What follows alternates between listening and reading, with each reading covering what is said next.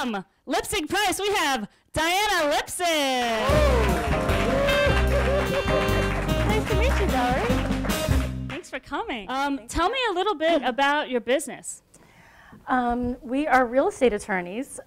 This is a new firm of mine. We've started in just January of '08. We do real estate law, and we cover the gamut between, I do transactional work, representing people who are purchasing co-ops, condos, buildings. We do commercial and residential, and my partner loves to go to court. He's in court every day, and he does all sorts of litigation, especially landlord-tenant litigation. And you also do work with business owners as well? Yes, I help people set up LLCs, corporations. I help people when they want to set up a business from the beginning, because I've been through it multiple times, and I know what it's like. It's a little scary, but exciting, and I think it's the only way to go. So what makes your firm unique? Like, why would somebody go to your firm as opposed to, you know, going through the Yellow Pages? Which basically, it's the big difference between my firm and other firms is the personalized service. There is, basically, when you call a large law firm, you might get a paralegal working on your matter. We're available 24/7. I had a client who was in Korea. She was just very surprised the other day. She said, you know, I couldn't believe it. You contacted me back, and it was you know, 3 o'clock in the morning your time, and you know, I happened to be out, and and I got it. You know, I have a BlackBerry, so I'm available all the time. Where were you? I don't know where I was, but I contacted her, and she said, you know, I really feel bad. I think you need to get a life, because I feel terrible that you work all the time. Are you in the office? And I just said, no, I have, you know, I'm connected, and if you can reach me on my cell phone all the time and on my BlackBerry. If I'm awake, you're going to hear back from me in a minute. We've become friends with our clients, basically, and I don't work with people I don't feel comfortable with, and so if they're my client, I'm there for them all the time, like I would be for a friend. So you like to connect with people? I do. Over the years of being in New York, I started maybe going out a lot. I like people. I like just being out there. And eventually it led to a few business networking organizations. I'm now president of Chapter 32 of a group called BNI. It's Business Networking International.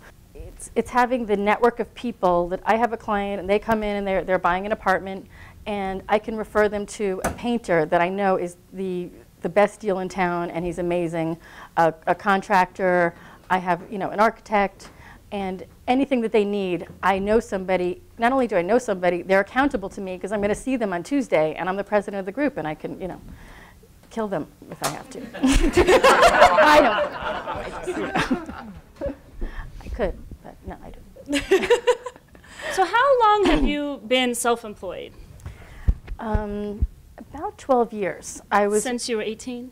Yes. I was actually 7 years old when I started my first law firm. I was so young, but I just figured now's the time to go on my own. No, I was a little older than that. It was actually set up on a blind date, believe it or not. And during the date, I realized I didn't like the guy that way, and I didn't think, and he seemed to not feel the same. And so he said, how about we turn this into a job interview? Yeah. So that's how I got my first job. How long did you work for him for? A year and a half. Okay. I just a backup. Before that, it was impossible to find a job. So I kind of snuck into Fordham Law School Snuck in? I snuck in. I posed as a law student who was going there, but I didn't actually go there. I had gone to law school in Boston. And so I just put my backpack on and some jeans, and I walked into their career placement office, and I was like, I got to do what I got to do. And that's how I got my first few jobs. I got a job working for an attorney for Posing as a law student at Fordham. Yes. I ended up meeting my partner at an opera in Central Park. My partner was very funny and witty, and we decided to become friends. And we were always talking to each other, and I was maybe going to join his firm. He decided to leave his firm. He said, do you want to start our own business?